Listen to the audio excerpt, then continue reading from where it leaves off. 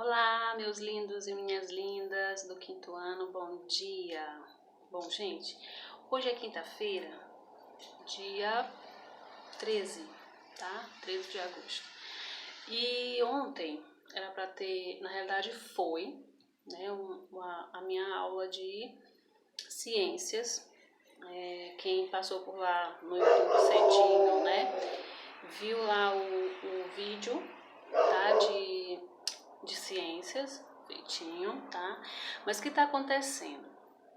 Não é a primeira vez que acontece comigo e também com outros professores. Inclusive ontem mesmo estava tendo esse problema, né? No canal mesmo do YouTube. Então os vídeos, eles não estavam abrindo. O meu, ele abria, mas ficava pausado. E só lá no finalzinho é que ele voltava a funcionar, né? Isso aconteceram com 3 vídeos.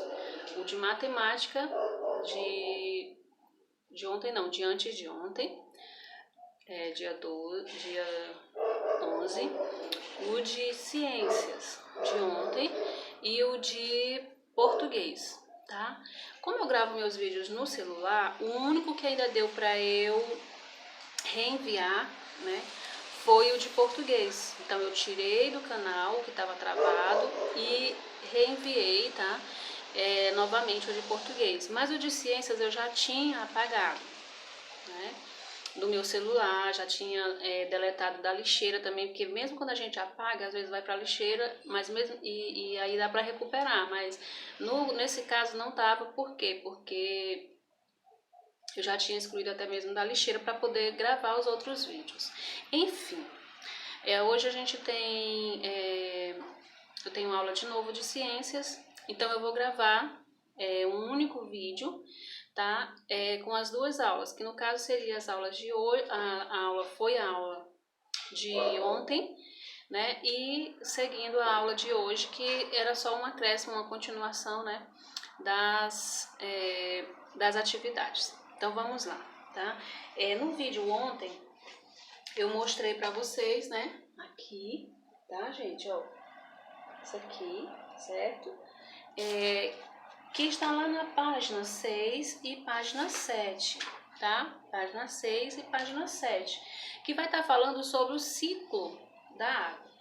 E aí ele vai te dar uma explicação do que é o ciclo da água, né? Como é que acontece, né?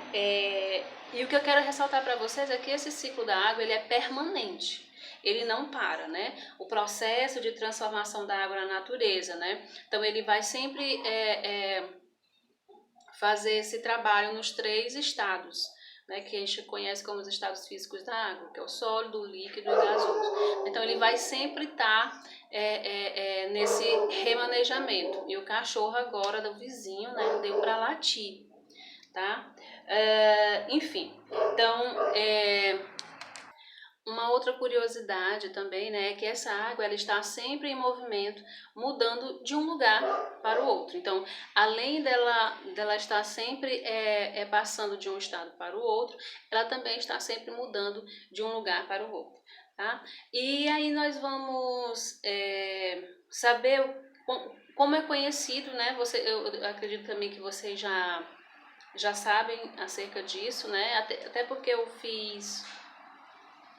já dei a aula da semana passada, né, falando sobre o nome que se dá desse processo, né, quando ele sai do estado líquido para o estado sólido, quando ele sai do sólido para o líquido, quando ele sai, né, então existe um nome próprio para cada uma dessas mudanças, né. Então a condensação ela acontece à medida que sobe o vapor d'água, né. À medida que sobe, o vapor d'água atinge as camadas mais frias, né, da atmosfera e se condensa, ou seja, ela passa do estado gasoso para o líquido, formando as nuvens. Com isso, gente, acontece o que? A precipitação, né? Então, ela está lá nas nuvens. Então, as gotículas de água presentes nessas nuvens podem cair em forma de chuva, em forma de neve, de granizo e Consequentemente, isso vai reabastecer rios, lagos e oceanos. A evaporação, o calor do sol aquece a água dos rios, lagos, mares e oceanos, fazendo-a evaporar.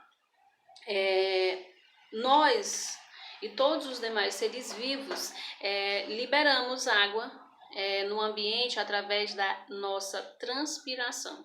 Então, toda vez quando transpiramos, todos os seres vivos, eles liberam essa água no ambiente.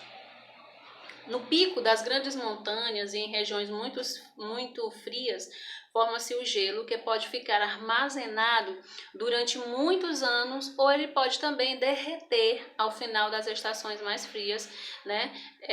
Formando cursos de água. A chuva, ela pode cair sobre rios que abastecem reservatórios de águas das cidades, tá? A infiltração. O que é infiltração, né? Grande parte da água, né, ela infiltra-se no solo, podendo formar depósitos subterrâneos. Então, todos os animais precisam da água e na agricultura, a água no estado líquido é utilizada para irrigar as plantações. A água presente nas camadas superficiais do solo pode ser absorvida pelas raízes das plantas que a utilizam no processo de fotossíntese. E aí, nós temos uma atividade, né, que é lá no nosso Ciências em Ação, que todo mundo gosta de fazer, principalmente um rapazinho chamado Guilherme, né, Guilherme? Guilherme adora, sempre quando tem essas atividades, ele fica, tia, que dia? Então chegou, Guilherme, vamos fazer aí, né, nosso Ciências em Ação.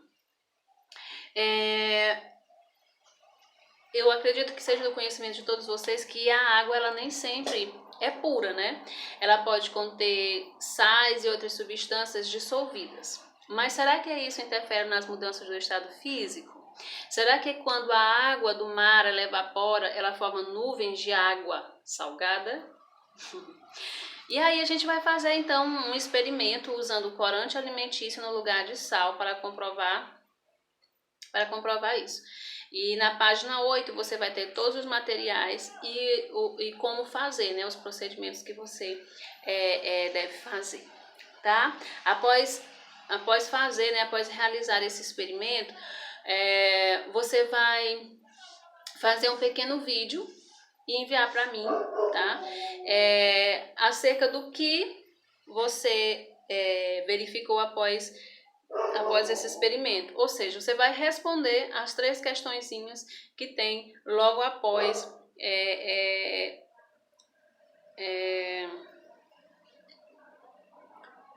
os materiais e como fazer, tá bom? Continuando, tá? Essa é a aula referente, né? A aula de hoje, tá? Nós temos o nosso Saiba Mais, que tá lá na página 9, tá? Então, no nosso Saiba Mais, o que ele vai trazer? Ele vai perguntar assim: você já ouviu falar de rios voadores? Eu nunca tinha ouvido falar de rios voadores, né? Não sei vocês. Ele assim, sabe o que a Amazônia tem a ver com isso? Também não sei, vou saber agora, tá bom?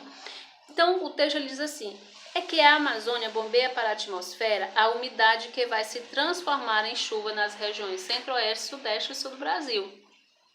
Quanto maior o desmatamento, menos umidade e, portanto, menos chuva. Mas de onde vem tanta água? Como funciona a fantástica máquina biológica que faz chover? Segundo os cientistas, o toque final cabe às árvores. Então, tudo vai depender das árvores. Fincadas a até 20 ou 30 metros de profundidade, as raízes sugam a água da terra. Os troncos funcionam como tubos e pela transpiração as folhas se encarregam de espalhar a umidade na atmosfera. Diariamente, cada árvore amazônica bombeia em média 500 litros de água. A Amazônia inteira é responsável por levar 20 bilhões de toneladas de água por dia do solo até a atmosfera.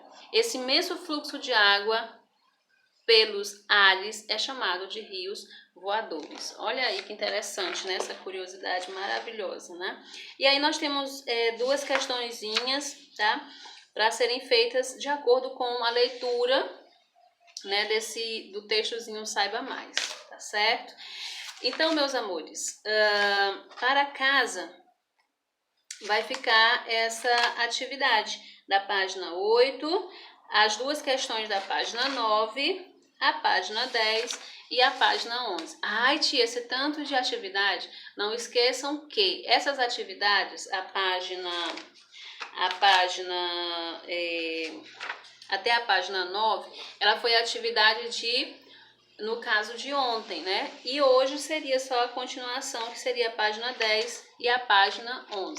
Tá bom, meus amores? Então, essa é a atividade referente a hoje. Só a continuação, página 10 e página 11.